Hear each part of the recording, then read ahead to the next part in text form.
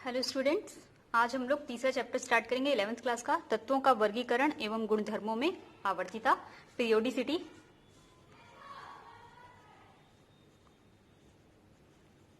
तत्वों का वर्गीकरण एवं गुणधर्मों में आवर्तीता। जितने भी एलिमेंट्स हैं केमिस्ट्री में, आप लोग जितने भी एलिमेंट्स के नाम पढ़े हो उन सभी एलिमेंट्स का वर्गीकरण पढ़ना है इसमें, और वर्गीकरण किस तरीके से किस किस प्रकार से किया गया था और कौन सा अब यूज होता है, वो सब चीज हम लोग इस चैप्टर में देखेंगे। फिर उसके प्रॉपर्टीज, तत्वों के प्रॉपर्टीज के बारे में भी अध्ययन करेंगे। तो इस चैप्टर में बेसिकली हम लोग को मतलब क्या पढ़ना है, आवर्त सारणी के बारे में। आवर्त सारणी से सब परिचित हैं, सभी ने देखा हुआ है आवर्त सारणी। अब ये आवर्त सारणी होती क्या है? तो आवर्त सारणी एक ऐसी सारणी जिसमें सभी ज्ञात तत्वों को उनके गुणों के अनुरूप इस तरह वर्गीकृत किया गया है कि समान गुण वाले तत्व एक साथ ऊर्ध्वाधर स्तंभ में तथा असमान गुण वाले तत्व एक साथ एक दूसरे से पृथक पृथक रखे गए हैं। आवर्त सारणी आप लोग पीरियोडिक टेबल देखे हो, क्लास में भी लगा हुआ था आप लोगों के, इस तरीके का। यहाँ पे हाइड्रोजन था, यहाँ पे lithium, sodium, potassium, rubidium, caesium है ना, यहाँ पे बेरिलियम, मैग्नीशियम, कैल्शियम, ठीक है, याद है आप लोगों को। फिर boron, carbon, nitrogen, oxygen, fluorine और यहाँ पे एक उत्कृष्ट गैसों का समूह, ऐसा था, है ना। ये पीरियोडिक टेबल है। तो इसमें ये जो ऊर्ध्वाधर स्तंभ है, इसमें एक समान तत्व रखे गए हैं, इसको ऊर्ध्वाधर स्तंभ बोल रहा है, ऊपर से नीचे वर्ग को, इसमें एक समान तत्व रखे गए हैं। जबकि ऐसे जो क्षैतिज स्तंभ है इसमें असमान तत्वों को रखा गया। मतलब लिथियम और बेरिलियम एक जैसे नहीं होंगे, मतलब ऑलमोस्ट पूरे एक जैसे नहीं होंगे, लेकिन लिथियम और सोडियम में बहुत सारी प्रॉपर्टी एक जैसी होगी। तो जिनमें एक जैसी प्रॉपर्टी है उनको ऊर्ध्वाधर स्तंभ में रखते हैं, और जिनमें एक जैसी प्रॉपर्टी नहीं होती है उनको अलग अलग रखा गया है। उसी को आवर्त सारणी हम लोग कहते हैं। तो अब ये आवर्त सारणी बनने से पहले, जब एलिमेंट्स शुरू में, जब कुछ एलिमेंट्स ज्ञात थे, पहले 17 एलिमेंट्स, 18 एलिमेंट्स ऐसे ज्ञात थे, उस समय से ही क्या हो रहा है कि तत्वों को वर्गीकरण करना प्रारंभ कर दिया गया। मतलब उनको इस तरह से वर्गीकृत किया जा रहा है कि उनका अध्ययन करने में आसानी हो। तो सबसे पहले जैसे शुरू में आया था कि धातु तत्व अलग कर दो और अधातु तत्व अलग कर दो, ऐसे सबसे फर्स्ट यही आया था। लेकिन फिर देखा गया कि कुछ ऐसे तत्व हैं जैसे सिलिकॉन, जर्मेनियम, ये ना तो धातु की श्रेणी में आ रहे हैं ना तो अधातु, इनके कुछ गुण धातु जैसे भी है, कुछ गुण अधातु जैसे भी है। तो फिर इनको कहाँ पे रखें? तो इसलिए इस तरह का वर्गीकरण शुरू में जब जो किया गया उसको हटा दिया गया। फिर एक सबसे फर्स्ट जो अच्छा एक नियम आया, डोबेराइनर नाम के एक वैज्ञानिक आए, उन्होंने डोबेराइनर का त्रिक नियम दिया। इसको डोबेराइनर का त्रिक नियम बोलते हैं ना, डोबेराइनर का त्रिक नियम। इन्होंने क्या किया कि तीन तत्वों का एक समूह बनाया। देखो यहाँ पे 3 तत्वों का मैंने समूह बनाया हुआ है, और ये ऐसे 3 तत्वों को रखते थे ना, जैसे फर्स्ट तत्व रखे हैं सोडियम। सोडियम का परमाणु क्रमांक है 23। तो इसमें 3 ऐसे कंपाउंड लेंगे, जैसे फॉर एग्जाम्पल हम लोग ले लेते हैं लिथियम और बोरॉन। ठीक, लिथियम का जो एटॉमिक नंबर है वो एटॉमिक मास जो है वो 7 है, और बोरॉन का जो एटॉमिक मास है वो कितना है, 11 है। लिथियम का परमाणु द्रव्यमान 7 और बोरॉन का 11। तो अब उनका क्या कहना था कि त्रिक नियम दिए थे। त्रिक नियम में अभी बीच का एलिमेंट हमको नहीं पता है, तो ये जो इधर इधर वाले जो 2 एलिमेंट है, इन दोनों के एटॉमिक मास को जोड़ देंगे 7 और 11 और डिवाइडेड बाई 2 से कर देंगे। मतलब इनका औसत निकालना होता था। तो ये कितना आ जाएगा, 18/2, 2 9 जा 18। तो अब जो बीच में एलिमेंट आएगा ना, एक्स वाई जेड जो भी, उसका एटॉमिक मास या परमाणु द्रव्यमान कितना होना चाहिए, 9। तो इससे क्या रिजल्ट निकला कि यहाँ पे अगर लिथियम है, यहाँ बोरॉन है, तो 9 जिसका परमाणु द्रव्यमान है, यानी कि बेरिलियम यहाँ पे होगा। तो ये 3 तत्व ऐसे लाइन से लिखे जाएंगे, ऐसे वर्गीकृत किए जाएंगे। तो ये डोबेराइनर का त्रिक नियम था। इन्होंने परमाणु क्रमांक के बढ़ते हुए क्रम के हिसाब से ही व्यवस्थित किया था तत्वों को। और इन्होंने क्या किया था कि फर्स्ट वाले और लास्ट वाले तत्व के परमाणु द्रव्यमान को जोड़ के उसका औसत निकाल के जो आता था उसको बीच में रखते थे, वो उस तत्व को बीच में रखते थे। लेकिन ये नियम भी उतना अच्छा नहीं रहा, फाइनली सारे एक समान तत्व एक जगह पे नहीं आ पाते थे, तो इसलिए ये नियम हट गया। नेक्स्ट आ गया न्यूलैंड का ऑक्टेव्स थ्योरी, न्यूलैंड अष्टक नियम, न्यूलैंड अष्टक नियम। अब इन्होंने क्या किया, म्यूजिक के हिसाब से वर्क किया। जो संगीत के स्वर होते हैं ना, स रे ग म, स रे ग म प ध नी, फिर सा आता है तो 1 2 3 4 5 6 7 और फिर से सा 8। तो जैसे 8वां तत्व फिर से रिपीट होता है ना, वैसे ही यहाँ पे इन्होंने तत्वों के लिए भी कहा कि तत्व को परमाणु द्रव्यमान के बढ़ते हुए क्रम में रखना है। जैसे इसका परमाणु द्रव्यमान 7, ये 9, 11, 12, 14, 16 और ये हो जाएगा 19, 19 के बाद 1 2 3 4 5 6 7 तत्व हो गए ना। अब 8वां यहां नहीं रखेंगे, उसको फर्स्ट वाले के नीचे रखेंगे, ये 23। ठीक, तो रखा इन्होंने परमाणु द्रव्यमान के बढ़ते क्रम पे ही था, लेकिन 7वें के बाद 8वें तत्व को फिर से पहले के नीचे रखा था। तो इससे क्या होता है, ये जो तीनों तत्व आपस में एक दूसरे के नीचे आए, एक समान गुण वाले हुए, ये एक समान गुण वाले हुए, इनके साथ जो आए वो एक समान वाले गुण वाले हुए। तो इन्होंने परमाणु द्रव्यमान के बढ़ते क्रम में ही अरेंज किया और इस तरह से अरेंज किया कि 8वें तत्व को वापस पहले तत्व के नीचे रखा था। तो ये था न्यूलैंड का अष्टक नियम, जो कि 1865 में इन्होंने दिया था। नेक्स्ट इसके बाद जब ये नियम भी उतना अच्छा नहीं रहा, सारे तत्वों के लिए सही नहीं साबित हो रहा था, तब मेंडलीफ आए और मेंडलीफ ने अपना आवर्त सारणी दिया। तो अब हम लोग पढ़ेंगे मेंडलीफ का आवर्त सारणी। इन्होंने बृहद रूप से तत्वों का अध्ययन किया और एक बड़ी आवर्त सारणी बनाई, उनको अच्छे से डिवाइड किया। इनका जो नियम था, आवर्ती नियम था, किस नियम पे इन्होंने अपने आवर्त सारणी को बनाया था या किस नियम पे इसने वर्गीकरण दिया था, वो नियम ये था, मेंडलीफ का आवर्त नियम भी उसको कहते हैं ना, ध्यान रखेंगे। मेंडलीफ का आवर्त नियम क्या है पूछेगा तो आपको लिखना है कि तत्वों के भौतिक एवं रासायनिक गुण उनके परमाणु द्रव्यमान के आवर्ती फलन होते हैं। 1905 में इन्होंने अपनी आवर्त सारणी दी थी मेंडलीफ ने। इनके अनुसार तत्वों के भौतिक और रासायनिक गुण उनके परमाणु द्रव्यमान के आवर्ती फलन होते हैं। उस समय तक जब मेंडलीफ ने अपनी आवर्त सारणी दी, तब तक 63 एलिमेंट की खोज हो चुकी थी, 63 एलिमेंट्स ज्ञात थे। ठीक है, अब इनकी आवर्त सारणी कैसी थी, तो इनकी आवर्त सारणी में कुछ समूह थे और कुछ आवर्त थे। यहाँ पे मैं आप लोगों को एक बुक में दिखा रही हूँ आवर्त सारणी। ये देखो, ये था मेंडलीफ का आवर्त सारणी जो उन्होंने पब्लिश कराया था मेंडलीफ ने। बाद में इसको थोड़ा संशोधित किया उन्होंने, लेकिन पब्लिश इसी को कराया था उन्होंने। देखो इसमें क्या है, जैसे इसमें लिखा हुआ है कि समूह और ग्रुप, ये जो ऊर्ध्वाधर खाने हैं ना, इनको हम लोग समूह कहेंगे। तो कितने समूह है टोटल, फर्स्ट ग्रुप समूह या ग्रुप कहेंगे इंग्लिश में, या वर्ग भी कहेंगे ना। तो कितने वर्ग हैं, 1 2 3 4 5 6 7 8। तो मेंडलीफ की आवर्त सारणी में टोटल कितने वर्ग, 8 वर्ग। ठीक है, तो यहाँ पे यही लिखा हुआ है कि मेंडलीफ की आवर्त सारणी में कुल ऊर्ध्वाधर खंड 8 थे, उनकी संख्या 8 थी, मतलब वर्गों की संख्या 8।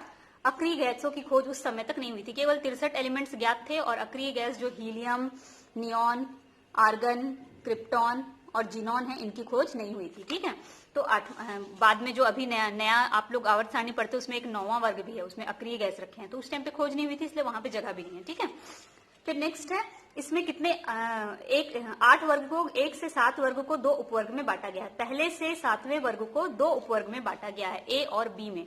देखो यहाँ पे ग्रुप फर्स्ट, इसको ए और बी में बांटा गया है। अच्छा, ये जो पब्लिश कराए थे वो वाला है ना, इसका जो संशोधित रूप था उसको मैं दिखाती हूँ मेंडलीफ का, ये वही है। देखो first, second, third, fourth, fifth, six, seventh, 8 8 वर्ग हैं। 8 वर्ग में ए और बी, फर्स्ट वर्ग को 2 भाग में बांट दिया, फिर सेकंड वर्ग को ए और बी 2 भागों में बांट दिया, फिर थर्ड वर्ग को ए और बी 2 भाग में बांटा है, fourth A B, fifth A B, 6 A B, 7 A B. वही हमने लिखा था कि 1 से 7 वर्ग को 2 उपवर्ग ए और बी में बांट दिया है। 8वें वर्ग में 3-3 तत्वों के 3 समूह हैं। अब देखो 8वें वर्ग में 3 तत्व रखे हैं, 1 2 3, 1 2 3। तो 1 से 7 तक को 2 भागों में बांटा है और 8वें को ए और बी ऐसे भागों में बांटा नहीं है, लेकिन 3 तत्व वहां पे रखे हुए हैं। ठीक है, ये वाला बाद में जोड़ा गया है ना, ये था नहीं। देखो जो ये शुरू में जो उन्होंने पब्लिश कराया था उसमें ऐसा कोई समूह नहीं है। यहाँ पे ये 3 वाला तत्व वाला 8वां समूह, उसके बाद खाली है। लेकिन बाद में जब अक्रिय गैसों की खोज हो गई तो मेंडलीफ की आवर्त सारणी में इसको संशोधित करके लगाया गया है। ये शून्य समूह है, ये बाद में आया है ना, यहाँ तक था मेंडलीफ की आवर्त सारणी। ठीक है, नेक्स्ट है समूह का क्रम संख्या उस समूह के तत्व के ऑक्सीजन के अनुसार संयोजकता को दर्शाता है। ये कह रहा है कि ऑक्सीजन के अनुसार संयोजकता को दर्शाता है, मतलब कि हाइड्रोजन, इसमें फर्स्ट वाले में हाइड्रोजन है, तो हाइड्रोजन की संयोजकता, ऑक्सीजन को कितना चाहिए होता है इलेक्ट्रॉन, 2 इलेक्ट्रॉन अष्टक पूरा करने के लिए। तो हाइड्रोजन की जो संयोजकता होगी वो फर्स्ट ग्रुप में है, तो उसकी संयोजकता 1 होगी। हाइड्रोजन की फर्स्ट ग्रुप में है तो, है ना। तो हाइड्रोजन 1 ही इलेक्ट्रॉन अगर दे सकता है और ऑक्सीजन को 2 इलेक्ट्रॉन चाहिए, तो यहाँ पे कितने हाइड्रोजन को जुड़ना पड़ेगा, 2 हाइड्रोजन को, H2O। सेम वैसे ही यहाँ पे फर्स्ट वाले ग्रुप में लिथियम भी है, तो लिथियम और ऑक्सीजन को 2 इलेक्ट्रॉन चाहिए होता है, तो ये 1 इलेक्ट्रॉन देगा लिथियम, क्योंकि फर्स्ट ग्रुप में है, तो ये 1 ही देगा। तो यहाँ पे 2 लिथियम हम लोग जोड़ेंगे तब वो लिथियम, तो H2O बना, Li2O बना, मतलब कुल मिला के फर्स्ट वाले R2O टाइप का ऑक्साइड बनाएंगे। R मतलब कोई भी हाइड्रोजन, लिथियम, सोडियम, पोटेशियम कुछ भी एक ले लो, है ना, R2O टाइप का ऑक्साइड बनाएंगे। सेकेंड ग्रुप में देखो, सेकेंड ग्रुप में कौन कौन से एलिमेंट हैं, जैसे बेरिलियम है, मैग्नीशियम है। अब वो सेकेंड ग्रुप में है तो ये 2 ही इलेक्ट्रॉन, 2 ही इनकी संयोजकता होगी। ऑक्सीजन को भी 2 चाहिए, और इनकी भी 2 संयोजकता है, तो बेरिलियम ऑक्साइड, एक बेरिलियम एक ऑक्सीजन से जुड़ेगा, एक मैग्नीशियम एक ऑक्सीजन से जुड़ेगा। तो मतलब जो ग्रुप है उसी ग्रुप के हिसाब से उसकी संयोजकता है। जैसे ये बेरिलियम बोरॉन है तो इसकी संयोजकता 3 होगी, कार्बन है तो इसकी 4 होगी, ऐसे। ठीक है, नेक्स्ट है आवर्त। अब इसमें आवर्त क्या है, तो देखो आवर्त किसको कहेंगे, जो मेंडलीव की आवर्त सारणी है उसमें आवर्त, ये आवर्त है, इधर से इधर जो क्षैतिज खाने हैं इनको आवर्त कहेंगे। अब कितने आवर्त है गिनती कर लो, ये पहला आवर्त, दूसरा, तीसरा, चौथा, पांचवा और छठवां। ठीक, पहले आवर्त को 1, 2, 3 भागों में बांट दिया है, फिर दूसरे आवर्त को 2 भागों में, फिर तीसरे को 2 भागों में, फिर चौथे को 2 भागों में, पांचवें को 2 भागों में, और छठवां वाला तो क्या है, इनकम्प्लीट है ना।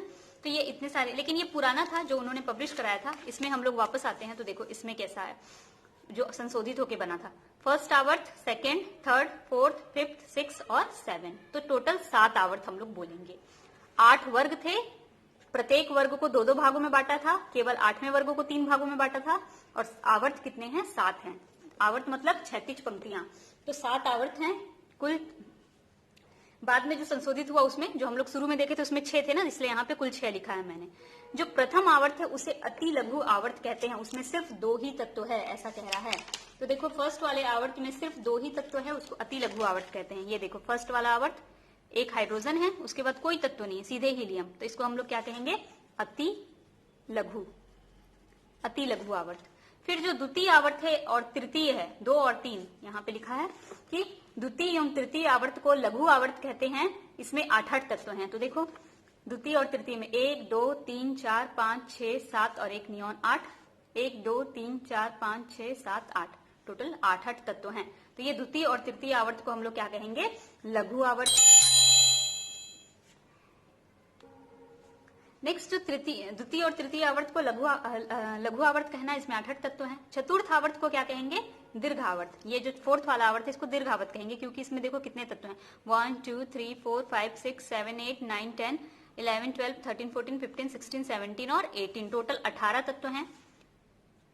नीचे वाले में भी देखो फोर्थ के बाद फिफ्थ वाले में कितने हैं, फिफ्थ में भी 1, 2, 3, 4, 5, 6, 7, 8, 9, 10, 11, 12, 13, 14, 15, 16, 17, 18, तो इसमें भी 18 तत्व। तो इन दोनों को क्या कहेंगे, दीर्घावर्त। बड़ा है ना थोड़ा, ठीक है।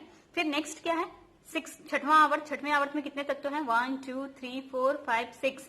एलेंथिनम के बाद स्टार लगा है, यहाँ पे आपको दिख रहा होगा शायद, यहाँ पे स्टार लगा हुआ है एलेंथिनम के बाद, लेंथिनम स्टार। तो ये स्टार मतलब ये यहाँ फिर से यहाँ आ जाएगा। ये देखो ये लेंथिनम में स्टार लगा हुआ है, यहाँ से इधर आ गया, तो यहाँ के तत्व को भी आपको गिनना पड़ेगा। तो 1, 2, 3, 4, 5, 6, उसके बाद यहाँ 7, 8, 9, 10, 11, 12, 13, 14, 15, 16, 17, 18, 19, 20, ठीक। वापस यहाँ आएंगे 21, 22, 23, 24, 25, 26, 27, 28, 29, 30, 31, 32। सेम यहाँ पे भी है, इसमें भी काउंट करोगे तो टोटल मतलब 30, अभी तो 32 नहीं है क्योंकि ये मेंडलीव की आवर्त सारणी है, तो ये यहाँ पे टोटल कितने हुए, 32, ये वाले लाइन में है ना। अब इसमें भी वैसे ही काउंट करोगे 7th आवर्त में, तो इसमें क्योंकि 32 है तो इसको हम लोग क्या बोलेंगे, अति दीर्घ आवर्त। और ये 7th वाला देखो इसमें इनकम्प्लीट है, यहाँ पे तत्व नहीं है, यहाँ पे तत्व नहीं है, यहाँ पे तत्व नहीं है, तो इसको हम लोग क्या बोलेंगे, अपूर्ण। तो फर्स्ट वाले में 2 तत्व हैं इसलिए इसको लघु आवर्त, सेकेंड वाले और थर्ड वाले में 8 तत्व हैं तो लघु आवर्त, फोर्थ और फिफ्थ में 18 तत्व हैं तो दीर्घ आवर्त, और 6 में 32 तत्व हैं तो इसको अति दीर्घ आवर्त, और 7th में पूरे तत्व की खोज नहीं हुई थी उस टाइम पे तो उसको अपूर्ण आवर्त कहते थे, ठीक है। नेक्स्ट है, इस आवर्त की विशेषता क्या थी, क्यों उन्होंने ऐसे आवर्त बनाया। तो आवर्त की विशेषता ये थी कि बाएं से दाएं जाएंगे तो धात्विक गुण में कमी आती थी और अधात्विक गुण में वृद्धि होती थी।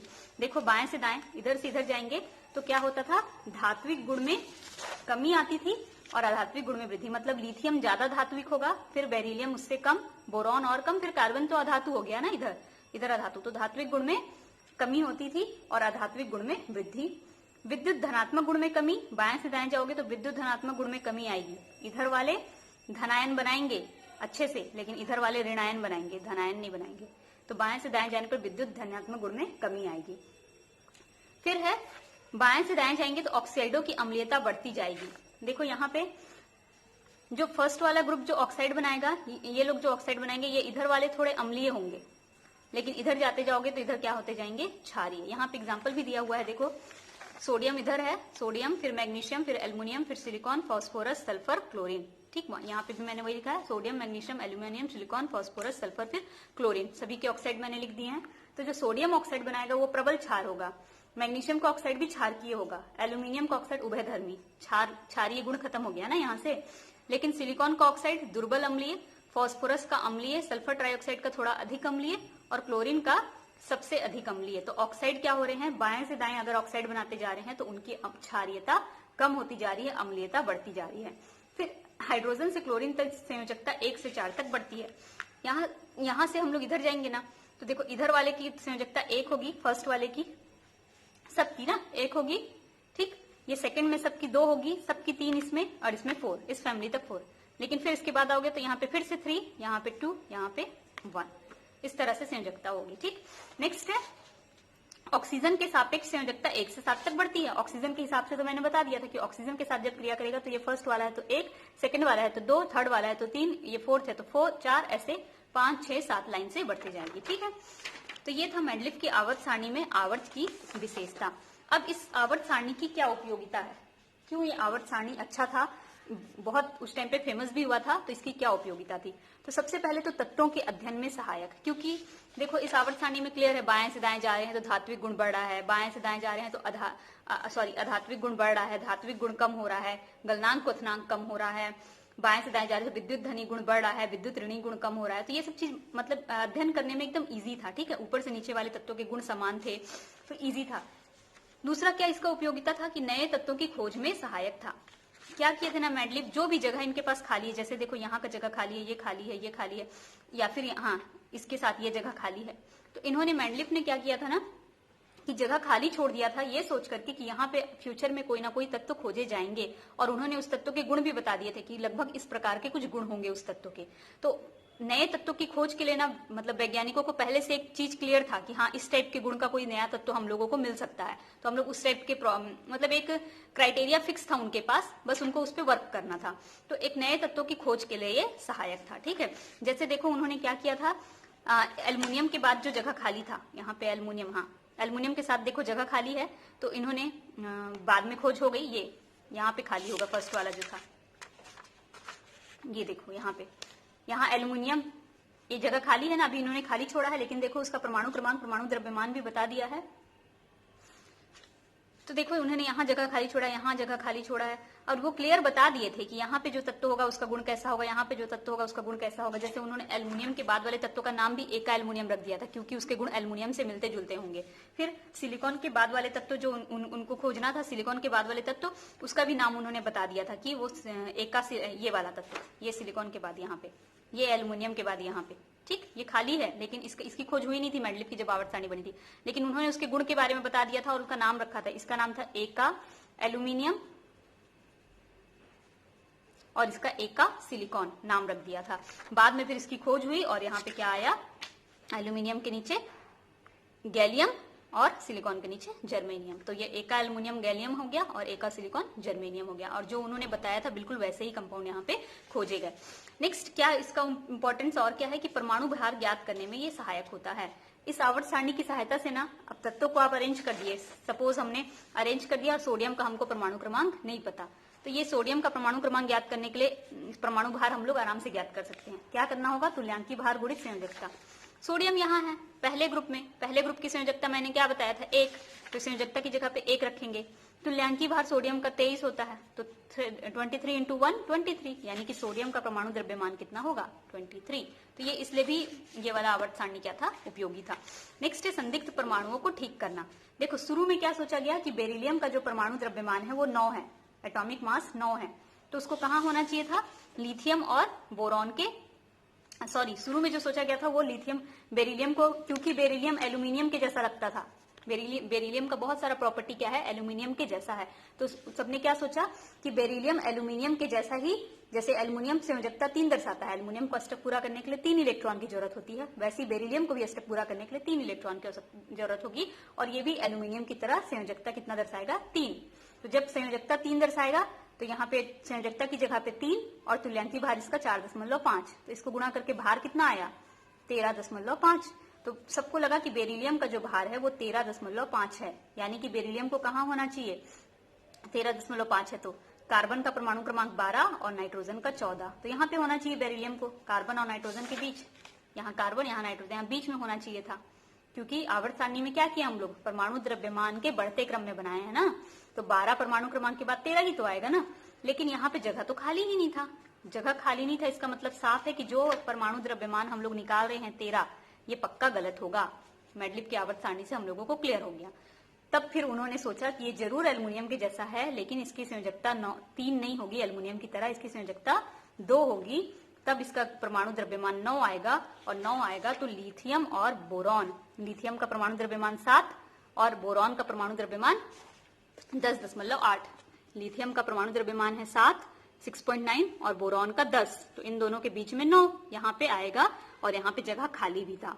तो ये किसी का भी अगर परमाणु क्रमांक कंफर्म नहीं हो रहा था, परमाणु द्रव्यमान सॉरी, तो या परमाणु के जगह फिक्स नहीं होता है, तो वो मेडलिप की आवर्त सारणी के कारण वो भी फिक्स होने लगा था। तो इतनी उपयोगिता थी मेडलिप के आवर्त सारणी की, लेकिन अब इसमें दोष भी थे बहुत सारे। क्या क्या दोष थे देखो, सबसे पहले तो विभिन्न गुणों वाले तत्वों को एक ही वर्ग में रखा गया, जैसे पोटेशियम और कॉपर, ये तो कॉइनेज मेटल है, मतलब कॉइनेज मेटल मतलब सिक्का बनता है इस मेटल्स का, रहने के लिए दोनों धातु हैं, लेकिन दोनों के गुण एकदम सेम नहीं है, ऐसा कि बहुत ज्यादा सेम है इनके गुण, लेकिन फिर भी दोनों को एक साथ रख दिया। देखो पोटेशियम और कॉपर एक साथ हैं, पोटेशियम और कॉपर, तो जबकि रुबिडियम और सिल्वर, जबकि इनके गुण में रुबिडियम और सिल्वर, जबकि इनके गुण में कोई खास समानता नहीं है, सीजियम और गोल्ड ऐसा कुछ एक जैसा नहीं है, फिर भी इनको साथ में रख दिया था, ठीक है, तो ये इसकी कमी थी।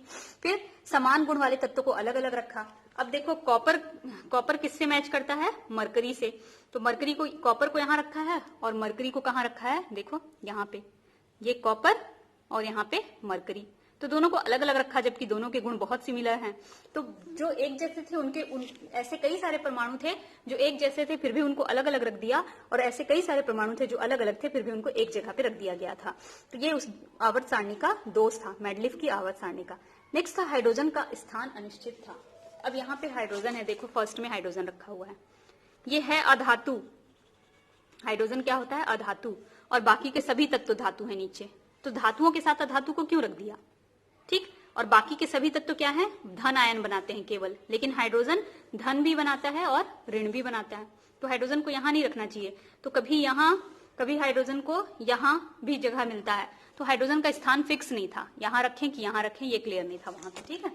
फिर नेक्स्ट है, और क्या है, भारी तत्वों को हल्के तत्वों से पहले रखा जाना, जैसे निकिल से पहले कोबाल्ट को रख दिया, जबकि कोबाल्ट का द्रव्यमान कितना है 58.9 और निकिल का कितना है 58.7। तो देखो यहाँ पे कोबाल्ट और निकिल इधर है 58.7 58.7 और कोबाल्ट पहले है 58.9, जबकि उन्होंने क्या कहा था, परमाणु द्रव्यमान के बढ़ते क्रम में रखना है, तो कोबाल्ट को बाद में होना चाहिए था, निकिल को पहले, तो ये गलत हो गया है ना, परमाणु द्रव्यमान के अनुसार नहीं रखा गया है। ऐसे और भी थे, टेलुरियम और आयोडीन के बीच में भी है। फिर समस्थानिकों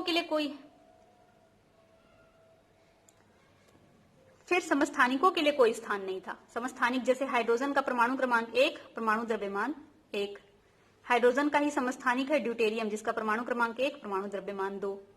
फिर हाइड्रोजन का समस्थानिक ट्रीशियम, परमाणु क्रमांक 1, परमाणु द्रव्यमान 3। जानते हो आप लोग हाइड्रोजन के 3 समस्थानिक हैं, तीनों ही तो तत्व है ना, हाइड्रोजन का ही 3 रूप है, तो हाइड्रोजन तो चलो यहाँ पे है, मान लिया, ठीक है, यहाँ पे हाइड्रोजन है, लेकिन ड्यूटेरियम और ट्रीशियम आपको कहीं पे भी यहाँ पे दिख रहा है क्या इस आवर्त सारणी में, ड्यूटेरियम और ट्रीशियम कहीं पे भी नहीं है। एक के बाद सीधे हम लोग हीलियम 4 में गए हैं, लेकिन 2 और 3 ड्यूटेरियम और ट्रीशियम को उन्होंने कहीं पे भी जगह नहीं दिया था, किसी भी समस्थानिक को। जैसे ऑक्सीजन के समस्थानिक है 3, एक है ऑक्सीजन 8-16 और एक है ऑक्सीजन 8-18, दो समस्थानिक है। तो यहाँ पे देखो 8 और 15.9 यानी कि 16 को तो पोजीशन मिला है, लेकिन 18 वाले के लिए कोई जगह नहीं छोड़ा उन्होंने, तो समस्थानिकों को स्थान नहीं दिया था इस आवर्त सारणी में, उनके लिए कोई जगह नहीं था। नेक्स्ट क्या है, दुर्लभ मृदा तत्वों के लिए स्थान उपयुक्त नहीं। ये है दुर्लभ मृदा तत्व, ये जो लास्ट में मैंने दिखाया था ना, ये लेंथेनम पे स्टार लगाया था और उसके बाद इधर नीचे रखा था, तो इनको दुर्लभ मृदा तत्व कहते हैं। तो देखो इनके लिए कोई जगह नहीं था, इसलिए उनको उठा करके नीचे अलग से रख दिया गया है ना, तो ये भी एक ड्रॉबैक था कि लेंथेनम के बाद जो दुर्लभ मृदा तत्व होते हैं उनके लिए कोई जगह नहीं है, ठीक है। नेक्स्ट है, तो इतना था मेडलिप की आवर्त सारणी की कमी। अब हेमेडलिफ की आवर्त सारणी में कमी आ गई, तो एक नई आवर्त सारणी आई जिसको हम लोग मॉडर्न पीरियोडिक टेबल कहेंगे, आधुनिक आवर्त सारणी। ये आवर्त सारणी मोसले के नियम के अनुसार बनी थी। हेनरी मोसले ने 1913 से 1914 में एक नियम बताया था। उन्होंने परमाणु क्रमांक के बारे में बात की कि हर परमाणु का एक परमाणु क्रमांक होता है, जेड मतलब परमाणु क्रमांक है ना यहाँ पे, उसकी खोज की थी।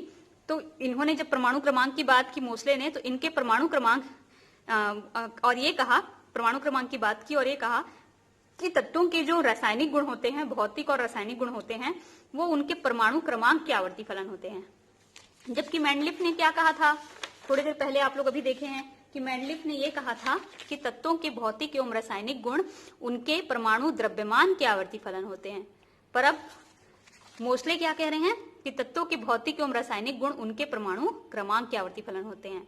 तो इस नियम के अनुसार पे इसको आधुनिक आवर्त नियम बोलते हैं, आधुनिक आवर्त नियम। ये मोसले का आवर्त नियम था, ये आधुनिक आवर्त नियम है। तो इसको जब नियम बनाया गया, इसको जब मोसले ने बताया, तो मोसले के इस नियम के अनुसार बोर ने एक नया मॉडल, नया परमाणु आवर्त सारणी तैयार किया, जिसको बोर की आवर्त सारणी या मोसले की आवर्त सारणी या आधुनिक आवर्त सारणी या आवर्त सारणी का दीर्घ रूप भी कहते हैं। तो देखो उसी को हम लोग को अब नेक्स्ट पढ़ना, वही है आधुनिक आवर्त सारणी। तो Bohr's long form of periodic table या बोर की दीर्घ आवर्त सारणी बोलो या फिर आधुनिक आवर्त सारणी बोलो, जो अभी हम लोग देखते हैं ना, हम लोग की क्लासेस में लगे रहते हैं वो। अब इस आधुनिक आवर्त सारणी में सभी कोई देखे होंगे इसको, ये वाला, ये आधुनिक आवर्त सारणी, ये है मॉडर्न पीरियोडिक टेबल। अब इसमें क्या क्या है देखो, सबसे पहले तो वर्ग, कितने वर्ग हैं, ऊर्ध्वाधर स्तंभ को वर्ग कहते हैं। तो टोटल कितने वर्ग हैं, 1 2 3 4 5 6 7 8 9 10 11 12 13 14 15 16 17 और 18। अक्रिय गैसों की भी खोज हो गई, तो ये 18 वाला समूह है, ठीक है। तो टोटल मतलब ऐसे तो इसका जो नंबरिंग करते हैं फर्स्ट सेकंड थर्ड करके, वो टोटल 8 के हिसाब से करते हैं, है ना। ये जैसे फर्स्ट सेकंड, फिर ये third fourth fifth six seven A, इन सबको ए बोलते हैं। First A, second A, fourth A, fifth A, six A, 7 A, ठीक। फिर फर्स्ट आ जाता है, 7 के बाद फिर से फर्स्ट यहाँ कॉपर से, copper first B, second B, zinc वाला लाइन सेकंड बी, फिर यहाँ से यहाँ third B, fourth B, fifth B, six B, फिर ये तीनों को एक साथ, नहीं सॉरी, इसको 7 बी और इन तीनों को एक साथ 8 बी ऐसे नाम दिया गया है। और इसको 8 ए कह सकते हो, पर 18वां शून्य समूह भी इसको कहते हैं। तो टोटल देखो, first second third fourth fifth six 7 8, 8 हुआ। फिर इसमें first second third fourth fifth six 7 8, 8 ही हुआ ना। ऐसे ही नंबरिंग किया है, याद रखना। इसको फर्स्ट ए, इसको सेकेंड ए, फिर यहाँ थर्ड ए है, और इसको फर्स्ट बी, इसको सेकंड बी, फिर यहाँ थर्ड बी है। ऐसे ही नंबरिंग किया है ना, तो आप लोग भी ऐसे ही नंबरिंग करेंगे, ध्यान रखेंगे। तो टोटल 18 वर्ग हैं, लेकिन नंबर अगर करें तो 8 ही, मतलब फर्स्ट ए सेकंड ए के हिसाब से 8 वर्ग आते हैं ना, लेकिन टोटल कितने हैं, 18 हैं। आवर्त कितने हैं देखो, फर्स्ट आवर्त ये वाला, सेकंड ये वाला, थर्ड फोर्थ फिफ्थ 6 और 7, तो टोटल 8 वर्ग, 18 उपवर्ग बोल दो टोटल मिला के, और 7 आवर्त इस आवर्त सारणी में है, आधुनिक आवर्त सारणी में। तो देखो यहाँ पे लिखा हुआ 18 ऊर्ध्वाधर स्तंभ, जिनको वर्ग या समूह या ग्रुप कहते हैं। फर्स्ट ए से 7th ए, वही जो मैंने बताया। फिर 7 36 पंक्तियां, जिनको आवर्त कहते हैं। वर्ग की क्या विशेषता है, तो एक ही वर्ग के सभी तत्वों का इलेक्ट्रॉनिक विन्यास एक समान है। ऊपर से नीचे आने पर परमाणु आकार बढ़ता है। एक ही वर्ग के सभी तत्वों का इलेक्ट्रॉनिक विन्यास एक समान है कह रहा है। तो देखो यहाँ पे आप लोग अगर देखो, फर्स्ट वर्ग में मान लेती हूँ, आती हूँ, lithium, sodium, potassium, rubidium, caesium, francium. तो लिथियम का परमाणु क्रमांक कितना होता है, लिथियम का परमाणु क्रमांक 3 और सोडियम का परमाणु क्रमांक 11। तो अगर मैं इसका इलेक्ट्रॉनिक विन्यास लिखूं तो 2 1, सोडियम का लिखूं तो 2 8 1 11 है। तो पोटेशियम 19 2 8 8 1, तो एक जैसा है कि नहीं, लास्ट में एक इलेक्ट्रॉन आ रहा है, एक समान है कि नहीं इनका इलेक्ट्रॉनिक विन्यास, है ना। तो ये जितने भी एक ही लाइन के तत्व होंगे ना, सबका इलेक्ट्रॉनिक विन्यास क्या होगा, एक जैसा होगा। ठीक है, फिर क्या लिखा हुआ है और कि ऊपर से नीचे आने पर परमाणु का आकार बढ़ता है। ऊपर वाले छोटे होंगे और नीचे वाले क्या होंगे, आकार में बड़े होंगे। आवर्त में क्या है, 1 से 3 तक को लघु आवर्त कहेंगे। फर्स्ट आवर्त, सेकंड आवर्त और ये थर्ड, इन तीनों को क्या कहेंगे, लघु आवर्त। क्यों कह रहे हैं लघु आवर्त, क्योंकि फर्स्ट वाले में 2 ही तत्व हैं, हाइड्रोजन और हीलियम। फर्स्ट वाले में सिर्फ 2 तत्व हैं, हाइड्रोजन और हीलियम। सेकंड वाले और थर्ड वाले में 8 तत्व हैं, 2, 4, 6, 8 है ना, 8 तत्व हैं। फिर क्या कह रहा है कि फोर्थ वाले और 6 वाले को, 4 से 6 को दीर्घ आवर्त कहते हैं। तो 4, 5, 6 इनको दीर्घ आवर्त कहते हैं। 7वें वाले को क्या कहते हैं, अपूर्ण आवर्त, क्योंकि इसमें कुछ तत्वों की खोज नहीं हुई थी तब तक, है ना, इसलिए इसको अपूर्ण आवर्त कहते थे। तो 1 से 3 को लघु आवर्त, क्योंकि 8 तत्व थे, नहीं 2, 8 और 8 तत्व थे। ठीक, 4 से 6 वाले को दीर्घ आवर्त कहते थे, क्योंकि इनमें 18 तत्व थे। और 7 वाले को अपूर्ण आवर्त कहते थे, 18, 32 तत्व हैं और इसको अपूर्ण आवर्त कहते हैं, क्योंकि कुछ तत्वों की खोज नहीं हुई है। बाएं से दाएं जाने पर परमाणु का आकार घटता है। इधर से इधर आओगे तो परमाणु छोटा होते जाएगा। ऊपर से नीचे में बड़ा हो रहा था, बाएं से दाएं जाओगे तो छोटा, मतलब लिथियम बड़ा है और फ्लोरीन क्या है, छोटा है। ठीक है, धात्विक गुण घटता है, इधर वाले ज्यादा धातु, इधर वाले कम धात्विक। अधात्विक गुण बढ़ता है, इधर वाले धातु हैं, इधर वाले अधातु हैं। नेक्स्ट है, अभी आवर्त सारणी, दीर्घ आवर्त सारणी में ही पढ़ रहे हैं, इलेक्ट्रॉनिक विन्यास और तत्वों के प्रकार। इलेक्ट्रॉनिक विन्यास के आधार पर इस आवर्त सारणी में तत्वों को 4 भागों में बांटा गया है। S, P, D, F 4 भागों में बांटा गया है। देखो 4 कलर भी किया है यहाँ पे, blue S block, sky blue जो दिया हुआ है वो S ब्लॉक, पिंक वाला जो है वो D ब्लॉक, येलो वाला F ब्लॉक और ग्रीन वाला ये P ब्लॉक, येलो वाला और ग्रीन वाला ये F ब्लॉक। तो ऐसे 4 भागों में बांटा गया है तत्वों को। तो सबसे पहले हम लोग फर्स्ट वाले को देखेंगे, S ब्लॉक को। सबसे पहले S ब्लॉक। S ब्लॉक क्यों कह रहे हैं इसको, क्योंकि अंतिम इलेक्ट्रॉन जो होगा वो बाह्यतम ऊर्जा कोश के S उपकोष में जाएगा। जब आप लोग इलेक्ट्रॉनिक विन्यास लिखना सीखेंगे, अहबऊ का नियम, तब मैं उसको समझाऊंगी फिर से। बस आप लोग अभी इतना याद रखेंगे कि लास्ट इलेक्ट्रॉन S ब्लॉक में जाता है। जैसे देखो ये नाभिक है मान लेते हैं, ठीक है, सोडियम ले लेते हैं 11, सोडियम है S ब्लॉक में, यहाँ पे सोडियम दिया हुआ है क्योंकि, तो हम लोग सोडियम ले रहे हैं ना, ये सोडियम है, सोडियम, तो सोडियम ले लेते हैं S ब्लॉक से। इसका इलेक्ट्रॉनिक विन्यास आप लोग जानते हो, 2, 8, 1, ठीक है, यानी कि 3 कोष हैं इसके पास। तो ये फर्स्ट कोष, इसमें 2 इलेक्ट्रॉन, फिर सेकंड कोष, इसमें 8 इलेक्ट्रॉन, और फिर ये लास्ट कोष, इसमें 1 इलेक्ट्रॉन। तो ये जो लास्ट वाला 1 इलेक्ट्रॉन है ना, ये इस कोष में S उपकोष में जाएगा, S उपकोष में भरा होगा, इसलिए इसको S ब्लॉक के तत्व कहेंगे। ठीक, और इस ब्लॉक में 2 वर्ग को शामिल किया गया। S ब्लॉक में केवल 2 वर्गों को शामिल किया गया, फर्स्ट और सेकेंड। ठीक, और इनको फर्स्ट वाले को क्षारीय धातु और सेकंड वाले को क्षारीय मृदा धातु कहते हैं। सभी के सभी धातु तत्व हैं, फर्स्ट वाले को क्षारीय धातु और सेकंड वाले को क्षारीय मृदा धातु कहते हैं। नेक्स्ट है, इस वर्ग के जितने भी, इस S ब्लॉक के जितने भी तत्व हैं सभी मुलायम हैं, धातु हैं, सभी का गलनांक और क्वथनांक क्या है, बहुत कम है, अति क्रियाशील हैं, जलते हैं तो विशिष्ट रंग देते हैं। इनकी ज्वाला का विशिष्ट रंग होता है, रेड कलर होता है, ऑरेंज कलर का देते हैं, ग्रीन कलर का देते हैं। आयनिक यौगिक बनाते हैं, आयनिक यौगिक बनाते हैं मतलब ये हमेशा क्या करेंगे, इलेक्ट्रॉन दान करेंगे। जैसे लिथियम, इसका इलेक्ट्रॉनिक विन्यास 2 और 1 था। सोडियम का इलेक्ट्रॉनिक विन्यास 2, 8, 1 था। तो अष्टक पूरा करने के लिए ये 1 इलेक्ट्रॉन किसी को दान कर देगा, तो सोडियम पे क्या आ जाएगा, प्लस, और जिस पदार्थ को मान लो X को दान किया तो X पे आ गया माइनस। तो इन दोनों जो जुड़ेंगे तो ये जो यौगिक बनेगा इसको कहेंगे आयनिक यौगिक। तो हमेशा ये इलेक्ट्रॉन दान करके यौगिक बनाते हैं ना। ठीक, अच्छे अपचायक होते हैं। अपचायक का मतलब ये होता है किसी को इलेक्ट्रॉन दे देना, अपचायक मतलब इलेक्ट्रॉन जोड़ना। तो चूंकि ये इलेक्ट्रॉन दान करते हैं तो किसी में इलेक्ट्रॉन जोड़ देंगे, किसी में इलेक्ट्रॉन जोड़ देंगे तो उसका क्या हो जाएगा, इस पदार्थ का अपचयन हो जाएगा। और इन्होंने अपचयन किया इसलिए इसको क्या कहेंगे, अपचायक। तो ये सभी के सभी अच्छे अपचायक होते हैं। विद्युत और ऊष्मा के सुचालक, धातु हैं तो विद्युत और ऊष्मा के तो सुचालक ही होंगे।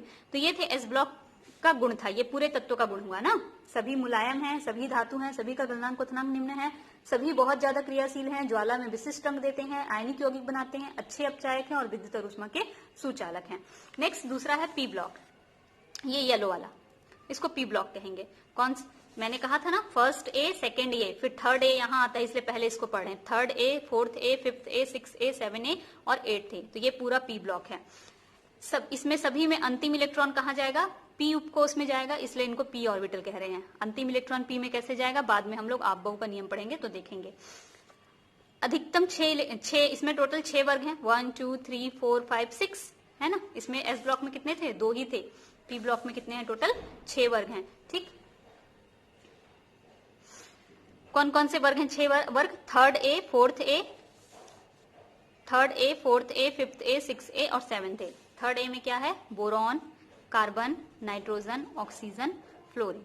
ठीक, एक और है सेवेंथ है, या जिसको शून्य समूह कहते हैं, यहाँ पे हो जाएगा नियॉन।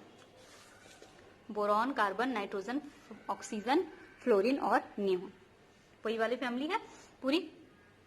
तो देखो अब पी ब्लॉक का क्या क्या गुण है। इसमें कुछ तत्व धातु हैं, कुछ अधातु हैं। ये देखो मार्क किया हुआ है, ये जो नीचे के तत्व हैं ये पूरे के पूरे धातु हैं, और ये जो ऊपर के तत्व हैं ये अधातु हैं। ठीक, तो कुछ तत्व धातु हैं, कुछ अधातु हैं, और बीच वाले कुछ तत्व तो उपधातु भी हैं। ये सभी सहसंयोजी यौगिक बनाते हैं। सहसंयोजी यौगिक मतलब कि इलेक्ट्रॉन का साझा करते हैं, इलेक्ट्रॉन आदान प्रदान नहीं करते। जैसे ये इलेक्ट्रॉन आदान प्रदान कर रहे थे ना एस ब्लॉक वाले, ये वैसा नहीं करते, ये इलेक्ट्रॉन का साझा कर लेते हैं। और फिर परिवर्ती ऑक्सीकरण संख्या दर्शाते हैं। परिवर्ती ऑक्सीकरण संख्या दर्शाते हैं मतलब कहने का है, जैसे इनमें था कि सोडियम हमेशा एक इलेक्ट्रॉन ही देगा, और एक इलेक्ट्रॉन ही देगा तो उसमें +1 ही आएगा केवल। लेकिन इनमें ऐसा नहीं है। जैसे सल्फर कभी 2 इलेक्ट्रॉन ग्रहण कर लिया, जब 2 इलेक्ट्रॉन ग्रहण करेगा तो -2 आएगा। कभी ये 2 इलेक्ट्रॉन दान कर देता है तो इस पे +2 आएगा। कभी ये 6 इलेक्ट्रॉन भी दान कर देता है तो इस पे +6 आएगा।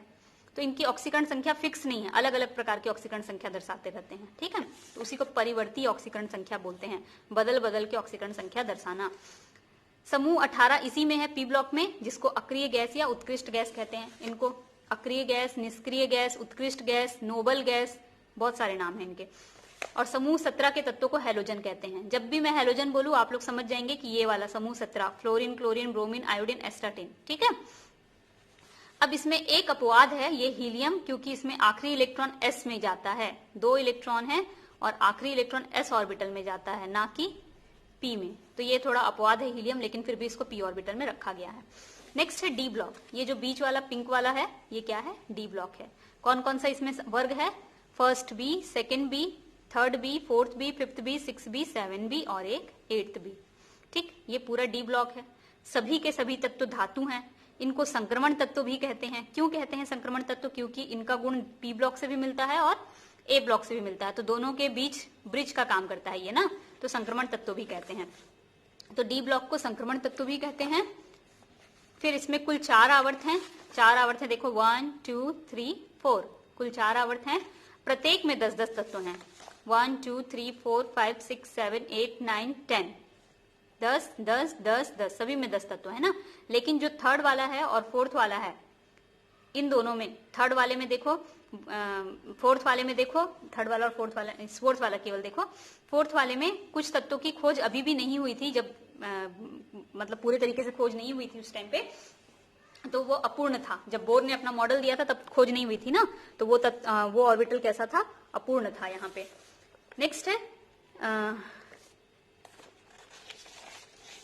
हाँ देखो यहाँ पे थर्ड बी, फोर्थ बी, तो ये स्कैंडियम, टाइटेनियम, वेनेडियम, क्रोमियम, यहाँ मैग्नीज, यहाँ पे आयरन, कोबाल्ट, निकिल, कॉपर और जिंक, यही तो था ना, स्कैंडियम, टाइटेनियम, वेनेडियम, ये डी ब्लॉक है। ठीक है, नेक्स्ट है डी ब्लॉक के बाद सभी के सभी तत्व इसमें कैसे हैं? धातु हैं। सभी का गलनांक क्वथनांक उच्च होगा, धातु है तो उच्च ही होगा। सभी के सभी परिवर्ती ऑक्सीकरण अवस्था दर्शाते हैं। जैसे ये दर्शा रहे थे ना बदल बदल के ऑक्सीकरण अवस्था, वैसे ही ये भी बदल बदल के, जैसे आयरन कभी +2 भी दर्शाता है, कभी +3 भी दर्शाता है। कॉपर +1 +2, मैग्नीज +2 +7 +5, अलग अलग दर्शाता रहता है। तो ये सभी बदल बदल के ऑक्सीकरण अवस्था दर्शाते हैं। लास्ट ब्लॉक है एफ ब्लॉक। ये एफ ब्लॉक, इसको अंतः संक्रमण तत्व भी कहते हैं। इसमें 2 आवर्त हैं। ये फर्स्ट वाले आवर्त को लेंथेनॉइड्स कहते हैं, यहाँ पे क्लियर लिखा हुआ है। सेकंड वाले को एक्टिनॉइड्स कहते हैं।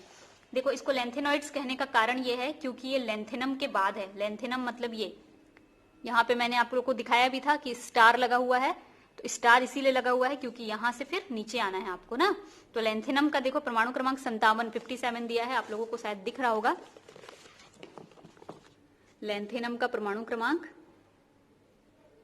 ये 57 और 57 के बाद 72, 57 के बाद 58 यहाँ है 58, ये 58, ठीक है। सेम एक्टिनाइड, ये एक्टिनियम है 89, और 89 के बाद इसमें 104 दिया है, तो 89 के बाद 90 यहाँ है, थोरियम यहाँ है 90।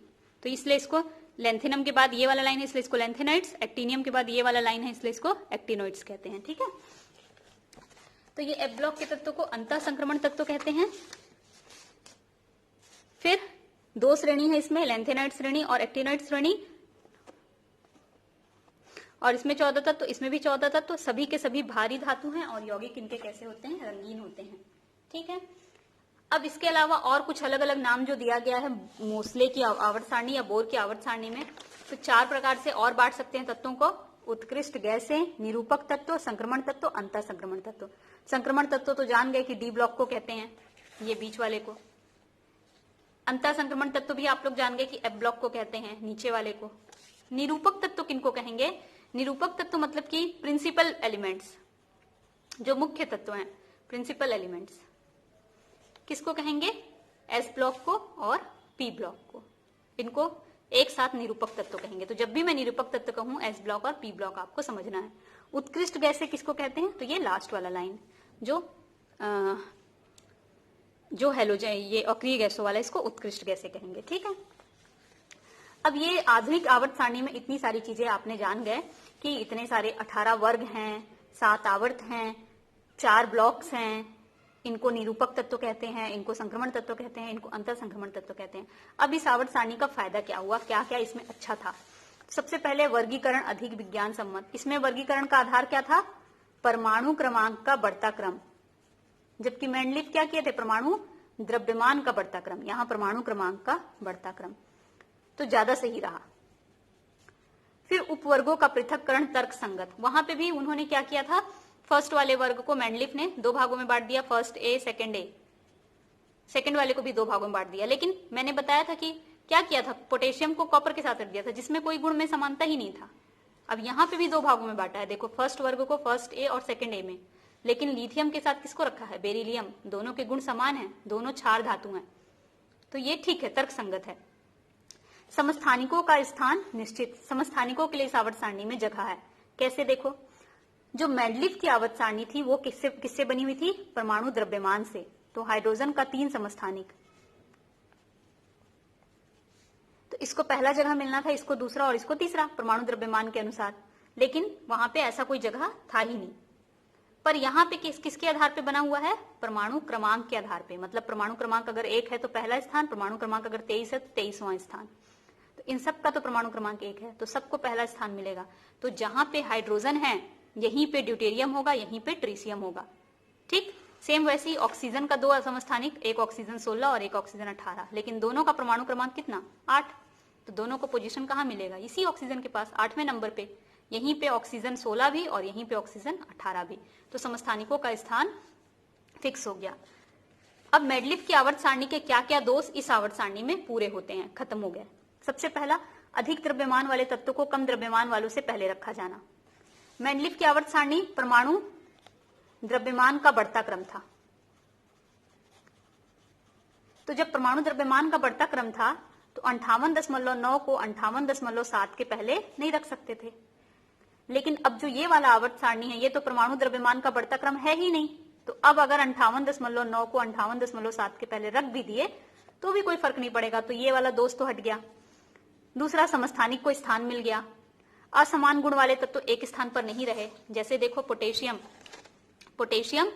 और कॉपर, यहाँ पे कॉपर, उस टाइम पे पोटेशियम और कॉपर को एक साथ रखा था, जबकि अब पोटेशियम और कॉपर को दूर कर दिया।